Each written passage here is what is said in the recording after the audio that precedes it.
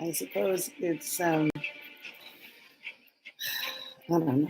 You know, all this GVC weeks, I'm trying to figure out, you know, when you learn how to take selfies from just the right angle to show, you know, the preferred number of chins. And anyway, I'm trying to figure out what the preferred GVC height, book height of the computer is, so that I have less chins and more smiley face and less scariness. Up from underneath, it's not so good. Anyway, I read Hallelujah anyway. I've been debating about what the next book should be. I want it to be a book that I am motivated by, and that I can feel like I'm sharing something that might be useful in this time with you. So I picked Joanna Macy's Widening Circles, which is her memoir.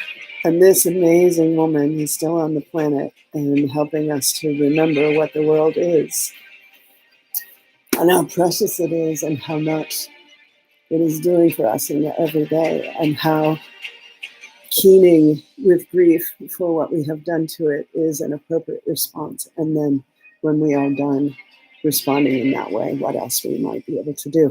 And I had my Springlicious as my bookmark in this book because, and I think that is so, you know, Springlicious is the big fundraiser for the Glide Pride team, and it will be coming up again sometime. It was birthday season for me last year, and such a big and beautiful gift to me. And I'm missing my people, my connections at Glide, although we are still connected in all the ways we always are. The ways we get to show up and embrace each other are virtual these days. And so anyway, that was how I knew I wanted to read to you from Widening Circles. This is Joanna's memoir. And I love her and her life and her work. And I will start from the dedication, although there are wonderful things to read in the first few pages of any book, right? The title page is not just. It is also all the clamor from all the people of note, and then the title page, and then the details of publication. This I started to notice when I first started to self-publish my own books on lulu.com.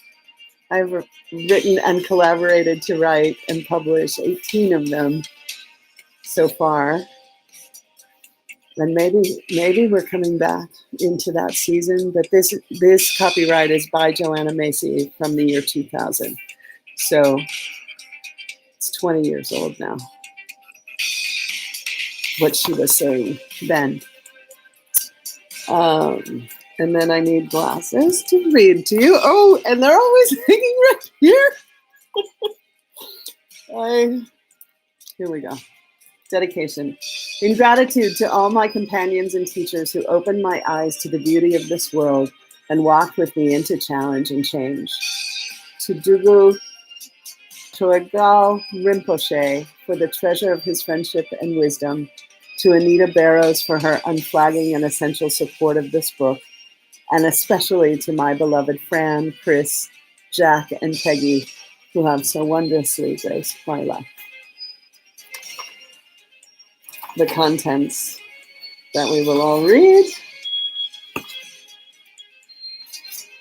The choosing of the titles of a chapter is something. The inscription. I live my life in widening circles that reach out across the world. I may not ever complete the last one, but I give myself to it. I circle around God, that primordial tower. I have been circling for thousands of years, and I still don't know. Am I a falcon, a storm, or a great song? Maria Rilke, The Book of Hours, translated by Anita Barrows and Joanna Macy. The gifts at the start. I like that on this last day of March. Tomorrow will be the beginning of a new month. in our common humanity, and we are still, I'm still touching my face, so you can still drink if that's part of your game. The farm. Approaching the main house on my grandfather's farm, you would see a maple tree standing alone beside the road, tall and graceful. She did not live in a cluster of her own kind as the fruit trees did. She seemed more self-reliant and self-contained. I knew her for 7 summers, from the time I was 9 to the time I was 16. The sound you hear in the background is the counter, the coronavirus counter. I have it on 2 different computers. I have no idea why I am so compelled to look at it, but it is counting up and down our humanity, I think, and I feel for it differently in this time of focus and crisis, I suppose. Although I don't think crisis is such a word. You know, I'm looking at the words we use and why we use them and how we use them and what they do. This is just there are things that are making me cry today. Beautiful things about the common humanity and the way we're showing love for one another. She opened out a good distance from the ground, so I had to leap and scramble to hoist myself up, straddling the lowest, waist-thick branch and slowly pulling upright. I entered a solitude that was more than my own. It was a protected solitude, like the woods near the north pasture, but different, because here, one single living being was holding me. My hands still remember the feel of her. The texture of the gray bark, the way it rippled and folds near the joints, its dusting of powder. As I climbed up into her murmuring canopy, my heart quickened from fear of falling and from awe. Caution felt like reverence. Here in the maple, I didn't play games the way I did in the wide old apple tree near the south barn that my older brother Harry had rigged with platforms. There, I played practically every day, not with Harry, who returned to his own pursuits, but with my little brother, John. The scarred, angular old apple became a schooner, a submarine, a spaceship, cliffs and ledges for our assaults on Everest, jungle encampments in the heart of Africa, bombers and fighter planes dodging Hitler's anti-aircraft batteries. From a high branch hung a swing whose ropes could be drawn up and grabbed from within the tree, and each adventure required at some point the heart-stopping leap from the heights. A timeless second of free fall before the ropes caught and the board swung you out over the speeding ground. The maple tree did not invite pretending games. I only went there alone. It was a place to be quiet, a place to disappear into a kind of shared presence. The being that was tree and me with the light coming through. The light is what I remember most of all. And high and wide around me, it shaped a luminous breathing bowl. It danced through the leaves, glowing them green and gold. It stroked the limbs with flickering shadows. When I sat very quiet, the play of light seemed to go right through my body, and my own breath was a part of the maple's murmuring. Being there was sufficient. I didn't think about my life. I didn't talk to the maple about the cares and fears I had begun to carry. The maple took me into a vast lit stillness beyond all that. She let me glimpse a wild serenity at the heart of my world. The maple, my cloister, was not remote. She stood diagonally in front of the house beside the road that linked us to town. She held her stillness and mystery right in the midst of things. Traffic on our farm road passed almost under her branches, although with gas rationing, the cars and wagons and tractors were few those years, even after the road was paved in 1943. After the war, when the traffic got heavier and faster, The road was widened and the maple disappeared. I had gone by then. Along the north side of the house ran my grandfather's half-acre vegetable garden. That's where I first saw Spotty the summer I came to the farm. I was 9 that year, and he probably had a dozen years on me because even then he was known to be old.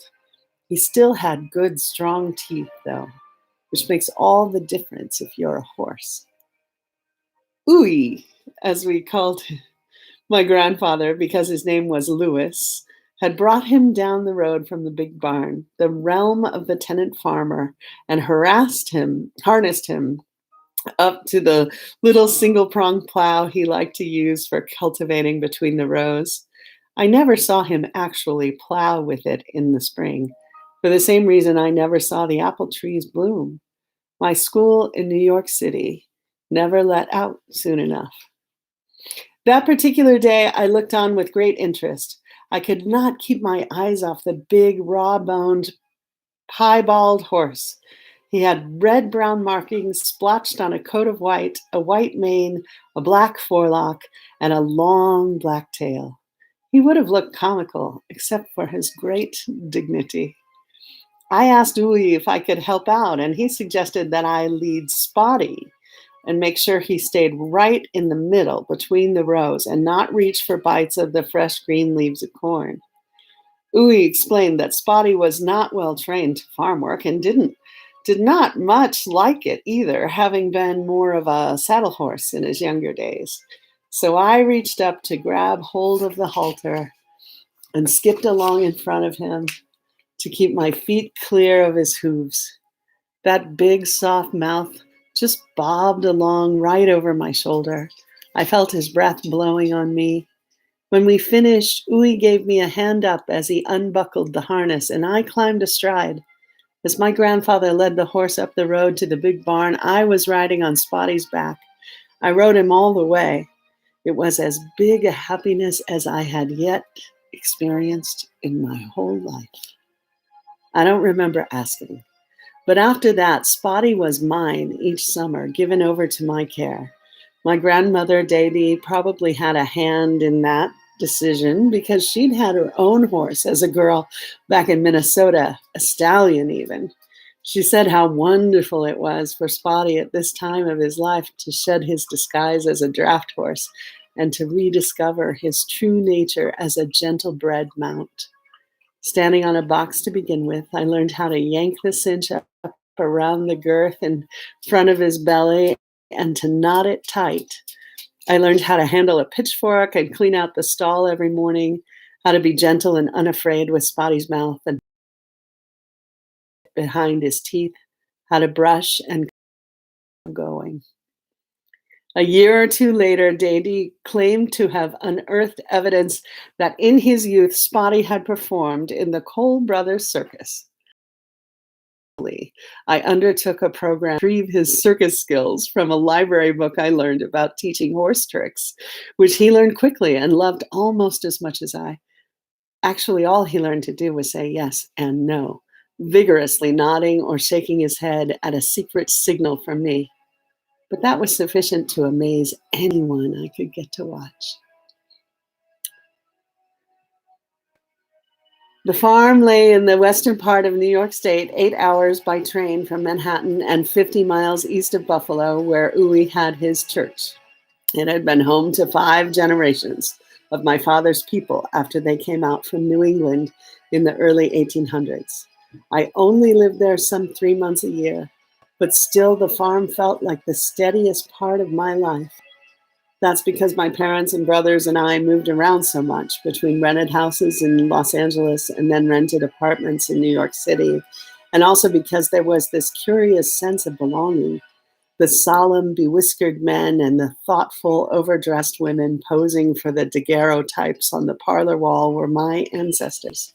The spidery script in the musty leather-bound books and diaries, the butter churn, the scythe, the sleigh in the barn, where I played museum on rainy days, were theirs.